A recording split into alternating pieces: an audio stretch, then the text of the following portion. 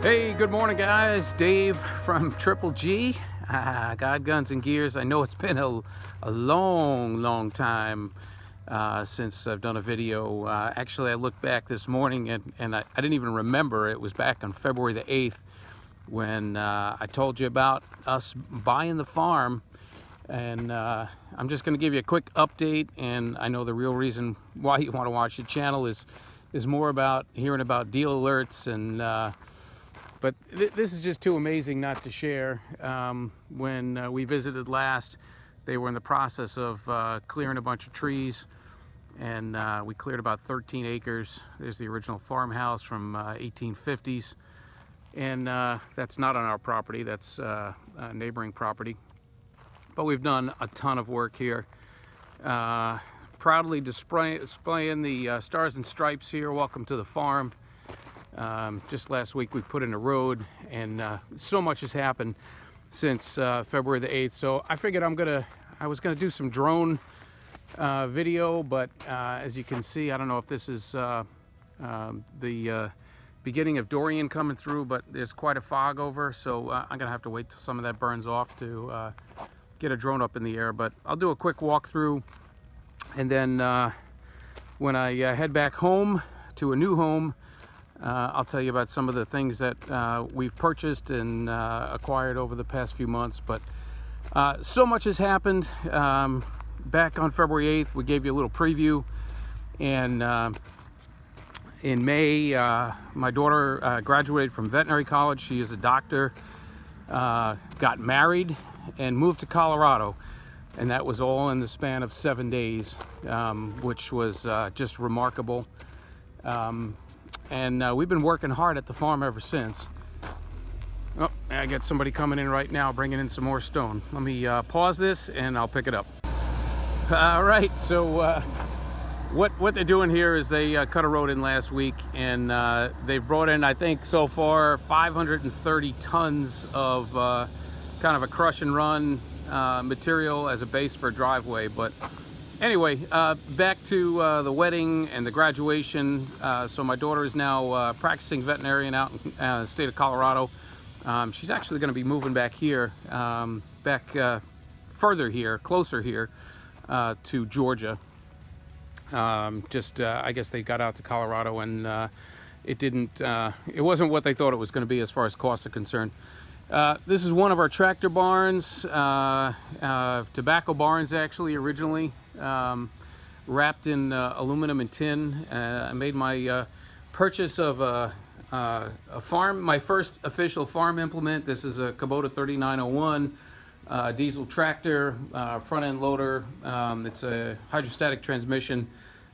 Great tool. We got about 100 hours on it already, and what a great place to park it. It fits very conveniently in this old tobacco barn, and you can see it's still got all the original beams where they hung the tobacco from. And up top, you'll see a little boxed-in area. The farmer, who is now 84 years old, that was his hunting window. He used to do a little deer hunting from the tobacco barns, which is incredible. So if I come around side, you'll see he's got two of the barns. He's got a little hunting perch up there, and he'd say he'd pick off deer at about 200-300 yards from there. He's 84 years old now, and he's doing well. So I'm going to walk to the back, and the pond has been absolutely incredible. I'll put up one of my prize catches, about a 6-pound bass. It's about an 1.5 acre pond. But we've cleared, as you can see, I mean, it's kind of hard to see with the fog, but we've just cleared a ton. I'm ballparking about 13 acres. Got a well in the ground, dug that in, and we've just been clearing and working, grading. We've got surveys done. We've got zoning and building permits. We actually, this past Friday, sold our house, our home, which is only about 12 miles from here, and closed on that. So we are homeless, or houseless, I should say. Here's another one of the tobacco barns, and we keep some of the implements for the Kubota here. These are all land prides. We got a bush hog. I got a 20 disc 16-inch harrow, 6-foot landscape rake, and I got 2 other implements that are coming, a post hole digger and a grater scraper. So these have been well used. Here's another one of those tobacco barns, and we pulled some of the tin off just to kind of dress it up a little bit, and the wood was looking pretty nice, but you can see in here they still have all the beams. And what do you see up here is another one of Grandpa's hunting lairs. I put a couple mule tree feeders up there, just getting ready for season. And if I come around the side, here's some of the tin. There, Grandpa had a clear shot either to the back of the property or over here towards the pond. So he was a pretty savvy hunter from what I understand. Barns are in pretty good shape. And then this is the other one, the 4th, and that's gonna be repurposed as chicken coop. Take a quick peek in there. They all still have the original, I'm assuming they're cedar beams. They were propane fired, kind of old school tobacco barns, and just adds a lot of character. This particular one, I'm just put some storage in here, some things that we've moved out, some car parts, some wrecked car parts. I'll walk around the other side. And we've been setting up deer game cameras around, and the wildlife has been pretty amazing to watch. So I think we'll have a very good season. So here we got the wall of shame, all the crashed Mustang race car parts, and just bringing some stuff out from the house here. So we've had to consolidate from houses around 3,300 square feet down to a 1,500 square foot apartment.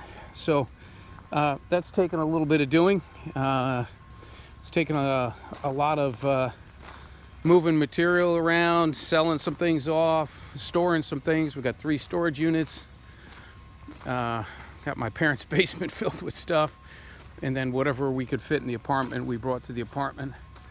Got a starting of another burn pile. Open burning is permissible here. All of these trees that we've cut down, and it was about as thick as what you see here, and obviously you don't see that anymore. So had no value as a pulp product or wood, so they burned it all.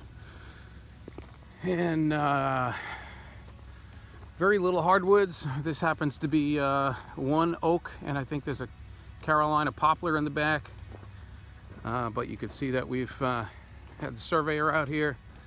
We got the house corners rough staked, and right across here we have plans to build a house for my parents. They're in their early 80s, and we'll care for them as they age on. It'll be great to have them out here. My dad was out just this past Saturday, caught 5 fish in the pond, and he had a great time. Porta John, a necessity.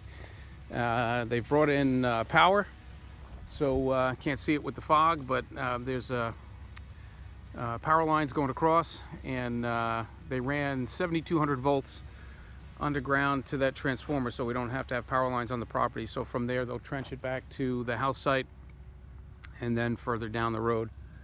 I don't know if you can see off in the distance, that's Jag eating some grass by the pond. We plan to have, as we build out the farm and grow some pasture, that's our next task, is plant some fescue pasture. That's going to take some doing. We'll have some cows out here, and some horses, and some chickens, and honeybees, and orchard, and vegetable garden. So we've got a lot on our plate for the next couple months. Obviously you can see why I haven't been doing a whole lot of videos. And this will be, he's bringing in some more stone. Another clearing. This is a 40 by 60 Triple G race shop, which I am very excited about. It's going to be a pole barn, steel exterior, 2,400 square feet. So they've got that rough staked as well. 40 by 60, and then a 20-foot by 60 parking pad, and they've kind of feathered that into the gravel driveway. So this is the end of the driveway. It's about 1,260 feet is what I calculated. It's pretty flat, but although the road ends, the property doesn't. So we go back still yet a fair bit. I apologize in advance here for a lengthy video, but this is where we get into the kind of the fun stuff. We're just kind of gonna cut this back and keep this grassy. There's a total of 30 acres, but a lot of it is going to be kept natural. This is where we have our game camera set up, so I've been watching here. I've seen coyote, unfortunately. So that A17 rifle that I recently picked up, one of those Ammo Mafia deal alerts, will come in handy. Pretty hot little round. I think it was 2,600 feet per second. Wild turkey, just a ton of deer, and then all the various critters that you'll see, raccoons and possums and whatever. So my wife keeps on thinking we're going to see a black bear come through here, but I don't know if that's we're a little far from that, I believe. Here's one of the game cameras. Nice little attachment. I saw these at Walmart. These Moultrie sells a little 1/4-inch NPT threaded mount, so you don't have to strap them on. That was pretty nice. And we're almost at the end of the tour, and then I'll get back to our temporary residence, and I'll give you a quick update on some of the things that we've scored. It's been a mixed bag. Obviously, you know about Walmart. That's all over the news. I was at 2 stores last night picking up some of the loopholed rangefinders, and there was already panic buying going on, which I'm not surprised at. Mostly pistol ammo, all handgun stuff that guys are buying. They're afraid they're not going to be able to get it anymore. Walmart is responsible for 20% of ammo sales in the United States, so that will definitely have an impact. Giving Cabela's and Dick's, I don't even know what Dick's has, I haven't been in a long time, and Bass Pro kind of free reign to raise prices. So back here is kind of my shooting area. From here down to there is about 100 yards. So that's about as much as I could fit in there. With my 50-plus-year-old eyes, I could hardly see the targets at that range. So it actually works out good. We've been mostly shooting handguns out here anyway, but I figure 100 yards is enough to sight in a rifle, enough for deer season. When they put this in, I had them build up about a 8-foot berm. It's completely overgrown right now, but it provides us a good opportunity to get out and target shoot a little bit. I love shooting outdoors. I'm not a big fan of the indoor ranges. So if I could get out here and shoot for a half hour, an hour during my lunch break, that's a good thing. I got some hanging steel targets, and we'll usually have some plastic filled water bottles and whatnot. So so there you have it. This is just a small piece of it, but I wasn't going to walk 30 acres for you. It's already 12 minutes into the video. So I'm going to sign off now, and things are going to get busy here. Guys are coming in. They're going to start building the house and shop probably next week. So we'll give you updates on that as we go along. But so that's it for now. I'll put up on screen some of the things that I've been after, some gun related, some electronics, just kind of a mishmash of things that I've been able to pick up and rehome over the past few months. So it's great to hear from you guys. Love watching the videos. I'm sorry I haven't been around more, but God has truly blessed our family. I'll challenge you to go look up something in your Bibles if you have it. There's a verse, multiple verses, and a phrase that just says, "but God." It's kind of like a ... but God. And when you thought it was impossible, when we didn't think we were going to find water, or we didn't think we were going to find septic, or we didn't think we were going to be able to build a property, or we didn't think we were going to be able to afford to do what we're doing, or we didn't think, there's so many instances, and then but God, where the Lord stepped in and blessed our family. Maybe it's a test of my faith and my patience, but He has truly revealed Himself as alive and present and active in our lives. And my hope and prayer is that you see that as well where you are in your life. We got a hurricane coming in. Good old Dorian. Looks like hopefully Jack, you're okay down in Florida. Looks like Florida was taking a little bit of beating, but not a direct hit, which is awesome. And it's going to be kind of in our area, east of 95. We'll get something here. I don't know what, and they're saying maybe 40 and 50 mile an hour winds, but not much here that could go wrong. So that is all to report from the farm. Looks like he's got another dump of some fill, and I'll catch up with you guys when I get back to the apartment. All right, guys, I am back at our temporary dwelling structure here. I'll go through a couple scores here. Some of them you're probably pretty familiar with. I know MGK put up a whole bunch of these, I think yesterday, Buckbuster, I think as well, the Loophole RX 650, and I'll just throw the codes up there for anybody that might need them. And I only got 4 of those. I went on a hunt last night and got skunked, so I should have had 6 more. The Moultrie game cameras, I don't know which receipts are which, but I got a whole bunch of them. They were the $30 ones, and then the Bushnell 20 megapixels were 25. So we got some there, some there. I think this one had 6 on there at 25. So those are the Bushnells. This pack track here, that's a pretty neat item. It's a sticker. I moved and I didn't use them, funny enough. It's a utility, an app-based utility for moving and labeling and storage, where it'll print a QR code, and you could keep track, build a database of the contents. I did a buyback on those. They were at $5. I think I got them for 50 cents a piece, and I bought a whole stack of those. Some more game cameras, The Bushnells are all gone. I got a couple of these Moultrie ones. They don't seem to be as hot of an item. I gave one to my dad. He's having some raccoon issues in his backyard, and worked pretty good. So I was impressed with that. This was kind of a neat score. You could see a whole lengthy receipt here.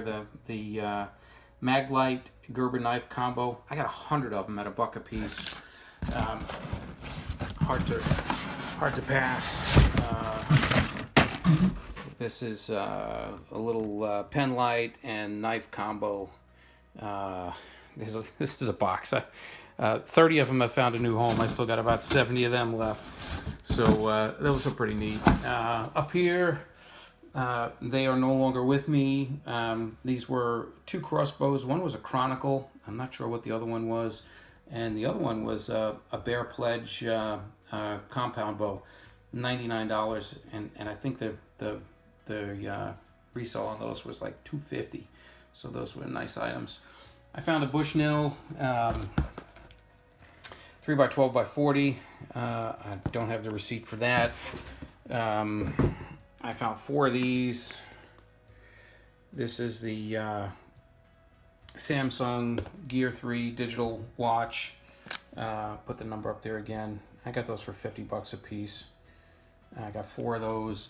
Believe it or not, I found a Lonely Basket cabinet. You probably won't find too many of those around. That's old news.